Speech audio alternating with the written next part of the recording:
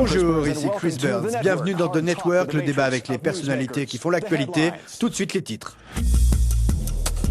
Tous les ans, 250 000 enfants disparaissent en Europe. Un numéro européen gratuit, le 116 3x0, a déjà permis de retrouver certains d'entre eux et d'aider les familles. Ce chiffre inclut les enfants qui ont fui les zones de guerre ou qui sont victimes d'abus ou de trafiquants. Une campagne d'information a également été lancée pour sensibiliser à la question des enlèvements parentaux. Or, le financement de cette hotline par l'Union européenne s'arrête à la fin de l'année, mettant en péril tout le dispositif. L'intervention des États membres et un appel aux dons pourraient-ils sauver ce service ? 20 ans après la retentissante affaire du trou, l'Europe est plus vigilante que jamais, mais la collaboration entre les autorités et la société civile est-elle suffisamment étroite ? Depuis le Parlement européen de Bruxelles, j'accueille Delphine Moralis, la secrétaire générale de Missing Children Europe, qui regroupe 30 ONG dans 24 pays. Catherine Bearder, députée européenne, membre du groupe Alliance des démocrates et des libéraux pour l'Europe. Et Alain Remu, le responsable de l'unité des personnes disparues au sein de la police fédérale belge. Bienvenue, voici ma première question, en commençant par vous Delphine. Comme on l'a dit, 250 000 enfants sont portés disparus chaque année, soit une disparition toutes les 2 minutes. La moitié de ces enfants a fugué, la situation se dégrade-t-elle selon vous ? Non, on a fait de gros progrès en termes de sensibilisation. Les gens utilisent davantage les numéros verts et les lois sont mieux respectées. Mais on ne va pas en rester là. Ce qui me préoccupe le plus, ce sont les pays où le taux de signalement des disparitions d'enfants reste faible. Les enfants ont beau disparaître, on ne les signale pas. Catherine, entre 2012 et 2014, le numéro vert 116 3x0 a reçu 200% d'appels en plus. C'est énorme. Le dispositif est-il saturé ? Ce numéro est utilisé par les familles et par les gens concernés par une disparition. Il apporte un soutien émotionnel vital aux familles qui vivent une véritable crise suite à la disparition d'un enfant. Ces familles ont besoin de quelqu'un à qui parler.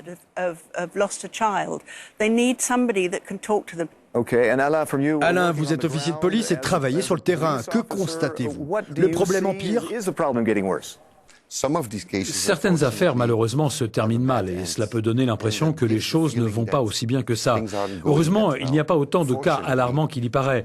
Beaucoup d'enfants disparaissent et cela reste source d'inquiétude. Mais il faut faire la distinction entre les différents cas de disparition. Mais quoi qu'il en soit, trop d'enfants disparaissent.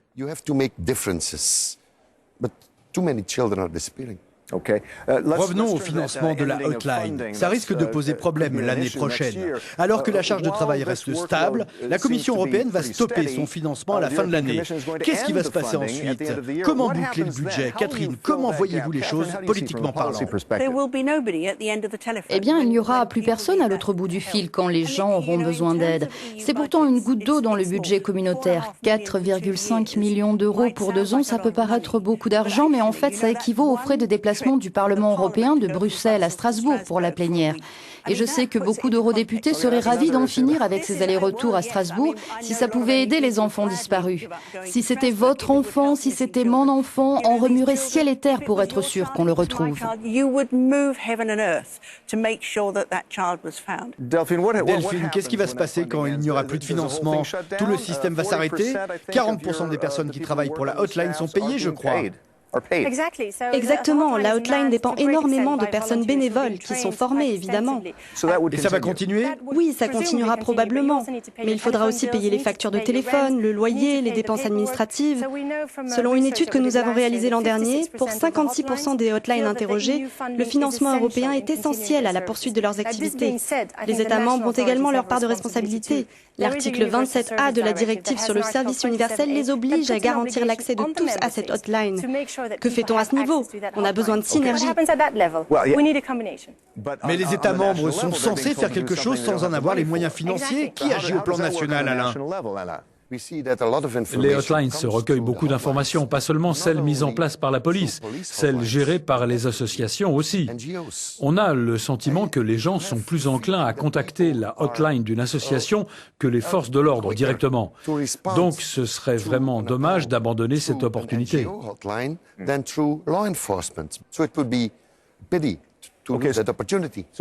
Catherine, pensez-vous que l'on puisse trouver l'argent d'une façon ou d'une autre? Sincèrement, j'espère que oui. Il faut qu'on regarde, qu'on réfléchisse et qu'on trouve cet argent parce que c'est un service vital. Certaines personnes, on vient de l'entendre, ne souhaitent pas appeler la police pour leur signaler quelque chose de suspect. Par contre, ils n'hésitent pas à appeler une hotline comme la NSPCC au Royaume-Uni par exemple, ou Barnardos ou Missing Children. Ok, passons à présent à ce sinistre souvenir. C'est le 20e anniversaire de l'affaire Dutroux, le pédophile et assassin belge. Nous les enfants, les parents, est-ce qu'on est plus en sécurité avec cette hotline? Il existe une plus grande coordination entre la justice et la société civile, mais est-ce suffisant? Peut-on se sentir en sécurité maintenant, Delphine? La peur est mauvaise conseillère. Ce n'est pas comme ça que nous allons protéger nos enfants. Il faut leur donner confiance en eux. Grâce au retour des hotlines ainsi qu'au travail de la police, on sait que tout au plus 1% des disparitions résultent d'un kidnapping criminel par une tierce personne. Doit-on se sentir plus en sécurité? On a appris beaucoup de choses et on sait notamment que pour protéger nos enfants, on doit leur parler, on doit leur apprendre à se protéger. Les hotlines sont là pour aider dans 29 pays européens et c'est déjà beaucoup. Un tiers des cas concernent des disparitions transfrontalières, je crois. La question de la coordination est essentielle. Comment vous gérez cela, Alain? C'est très important parce qu'il n'y a plus de frontières aujourd'hui. Et c'est pourquoi nous, forces de l'ordre, Interpol, Europol... Vous communiquez vraiment entre vous? Oui, bien sûr, et c'est important de le souligner. Depuis l'affaire Dutroux en Belgique, nous avons beaucoup appris. Vous avez contribué à monter ce département? Exactement. Nous avons cette unité pour les personnes disparues au sein de la police fédérale belge. Et ce serait formidable si chaque État membre de l'Union européenne disposait d'une unité centrale pour les personnes disparues. C'est une éventualité dont on parle au Parlement européen, un genre de système au plan européen? Je ferai de mon mieux, car ces enfants méritent d'être protégés et pris en charge par les personnes qui ont été élues pour s'occuper d'eux. C'est toujours plus facile si vous pouvez parler à un officier qui connaît bien le sujet et qui a accès à tout le système. Échanger et s'informer sur une problématique spécifique, c'est très important.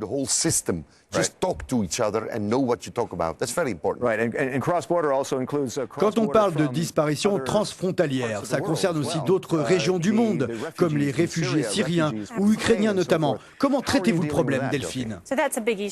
Absolument. La question de la disparition des migrants mineurs non accompagnés est très complexe. On estime qu'en moyenne, environ 50% des enfants qui arrivent sur le sol européen non accompagnés disparaissent dans les 48 heures. C'est un vrai défi. Les enfants se déplacent d'un pays à l'autre. Il faut veiller à travailler ensemble et privilégier une approche coordonnée, une coopération intégrée entre les hotlines de la police, les autorités chargées des demandes d'asile, les centres de rétention. Mais on est encore loin du compte, donc on y travaille. J'ajouterais que les hotlines peuvent apporter une assistance internationale. Il y a quelques mois à peine, un nourrisson âgé de 2 semaines a été emmené d'Italie en France, puis en Espagne. Tout de suite, les hotlines ont échangé leurs informations et ont porté assistance à la mère de l'enfant restée en Italie.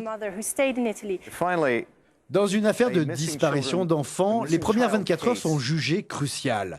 Catherine, vous avez eu, je crois, maille à partir avec les autorités locales en Angleterre. Les autorités sont-elles suffisamment réactives? Non, et toute la difficulté réside dans la coordination des différentes agences. Des enfants faisant l'objet de trafic arrivent dans les aéroports. En tant que mineurs non accompagnés, ils sont placés par les services sociaux. Mais les trafiquants sont malins, ils téléphonent aux enfants et conviennent d'un rendez-vous avec eux. Et c'est à ce moment-là que les enfants disparaissent. Mais personne ne prévient la police car il n'y a pas de coordination entre les différents services. Il faut qu'il y ait beaucoup plus de synergie entre les États, mais aussi au sein de chacun des pays. Delphine, les autorités réagissent-elles assez vite? Nous avons progressé, mais comme Catherine l'a dit, on a besoin d'une approche coordonnée et inclusive afin d'empêcher les enfants de disparaître ou bien d'être en mesure de réagir immédiatement. Nous avons encore beaucoup de travail devant nous. Alain, allez-vous vous défendre sur ce point?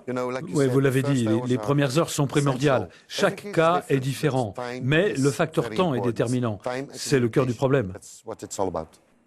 Alain Remu, merci beaucoup et merci également à vous, Delphine Moralis et Catherine Bearder. C'était Chris Burns. À très bientôt dans The Network.